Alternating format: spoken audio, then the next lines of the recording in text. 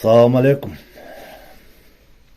Но лично кайрылымда жөнү жок күнүгө тиргилик кылып 5000 тапса 2000 кредит төлөп 3000 продукт кылып запча салып жүргөн водительдерди эзип бүттүңөр, эркекче шопурлардычы. Жогорку кеңеште мыйзам жазасыңар, праваң алмаштыр, страховка ал, лицензия ал. Неге өзүңөргө жооп бербейсиңер? Мындай сурооңорго тапкылачы, өзүңөр конкретный суроо берип, не үчүн биз мындай мыйзам жазабыз, элге биз шарт кылып бербейбиз деп. Кайсыл жолуңар Бишкектен мына Ошко чыккыча кайсы жол талапка жооп берет? Конечно, ДТП көп болот да. Эки фура өтсө кайчылашып тийип кетейин дейт. Жолуңар узкий. Жолдо полоса жок, отражение бербейт. Лед фарды ал дедиңер. Мейли алсын, мейли лед фарды. Жолго полоса чийип койбойсуңарбы? Өздөрү зорго тиргилик кылбаса, буларды тебеле эзип, лицензия ал, страховка ал, праваң алмаштыр деп эле элди эзе бересиңерби? Шопурларды лично мындай эле айтайынчы мен. Страховка алганың менен страховкада ДТП болсо, о жерде гаишник келет дагы, гаишник эме кылат. Протокол түзөт дагы, страховный компанияга барып, эме ушундай болду деп арыздооң айтсаң, ошол жерден өндүрөсүң.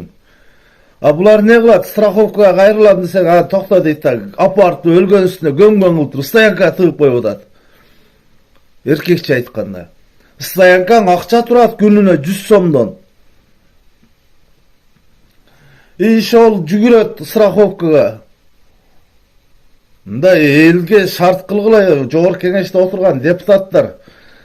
О жерде отуруп алып, ойду, кырды жазып, өзүңөрдүн чөнтөгүңөргө польза кылып жаза бербей мыйзамды.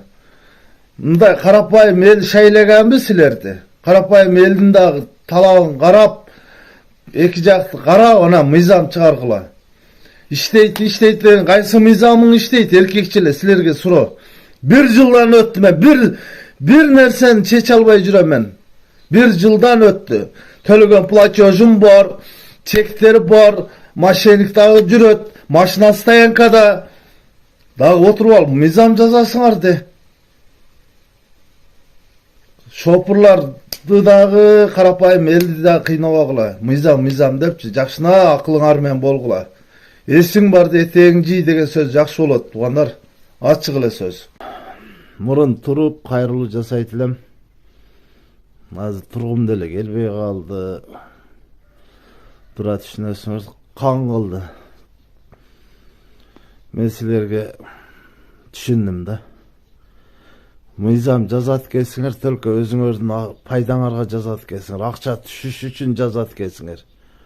Мындай карапайым мындай кайрылуу жасаса, аны чечпейт экенсиңер силер, эркекче айтам мен. 100% сүйлөйм мен, гарантия берем. Страховка дедиңер, страховка алып атат элдер. Праваны алмаштырып атат. Страховканы алды мейли. Ошол жерде ДТП болгон жерге, машина сүзүшкөн жерге ГАИ келет, жазып берет протокол. Ошол негизинде страховный компанияга барып, көргөзүп, өндүрүп аласың. Если виноват болбосоң, ошо акчаны өндүрүп аласың да.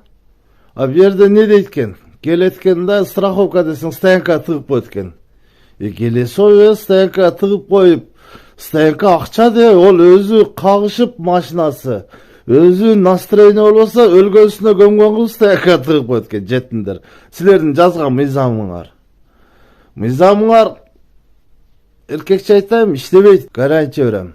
Иштесе мен 1 жылдан ашты кайрылып атканыма. Туруп кайрылуу жасайт элем, азыр тоготпой деле калдым, силер кимсиңер мага дегендей эле, чымдай эле.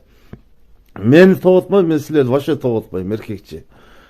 1 жылдан бери кирбеген эшигим калбады, барбаган тешигим калбады. Генеральный прокуратурага барам, Ак үйдүн 7-этажына дер чыктым. ГКМБ калбады, эркекче айтайынбы?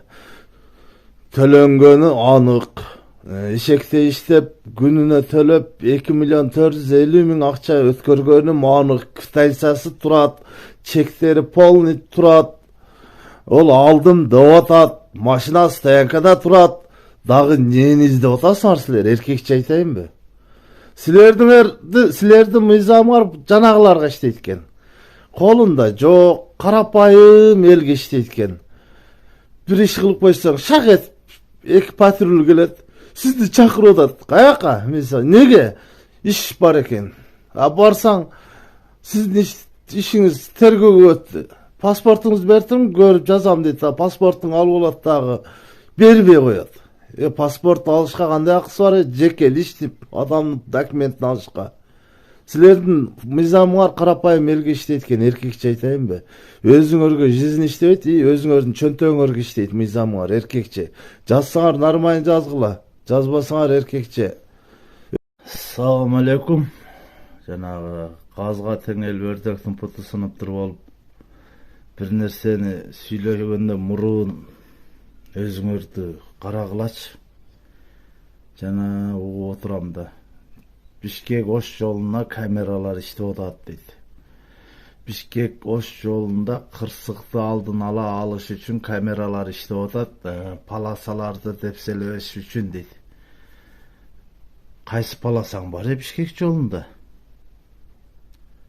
Каерде полосаң бар, каерде жолуң талап берет?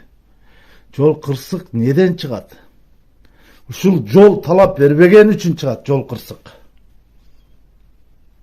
Хорошо, азыр жаз кичине болсо обочина, сабочина менен кеңерип калды кичине. Кышта эки тараптан кар. Жаныңа фура өтүп кетсе, тийип кетейин деп зорго өтөсүң. Биринчи элге шарт коердон мурун шартты кылып койгула. Анан элге шарт койгула. Эркекче айтайынбы? Сал полосаты, 2 полоса нары, бери 4 сторон жол сал, ортосун тосмо кой, анан кийин шартын коер, камера иштеп атат, ол иштеп атат деп. Полосаң нормально полоса жок, отражение бербейт жолдо, туман түссө жолдо көрүнбөй калат жол карарып. Ошону бөлүп турган полосаң жок, узкий жол.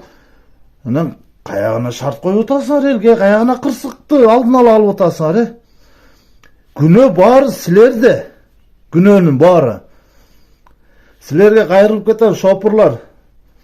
Эми жаңылбаган жак, тайбаган туяк жок дейт. Бая чыгып камерага түшүп калып атышат. Эми бая тар жолдо ошолорду дагы кечиримди болгула, туугандар. Жол тар, талапка жооп бербейт.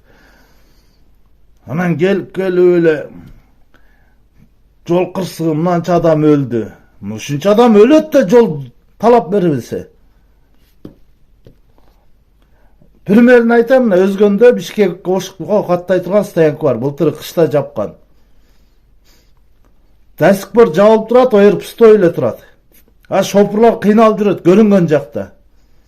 Өзгөнгө барып кое турган нормальный места жок, койсоң көтөрүп кетет. Биринчи парковка кыл, платный болсо да, шарт кыл элге, анан кийин мыйзамыңы жаз. О жерде отуруп эле, көрүп көрбөй эле, мыйзамды жазып туруп эле, элдин канын иче бербей. Мен ушу жашка дери чыктым, мен бир мыйзам иштегенин көрбөдүм мен. Мыйзам только өзүңөрдүн чөнтөгүңөргө, өзүңөргө карап иштеп атат.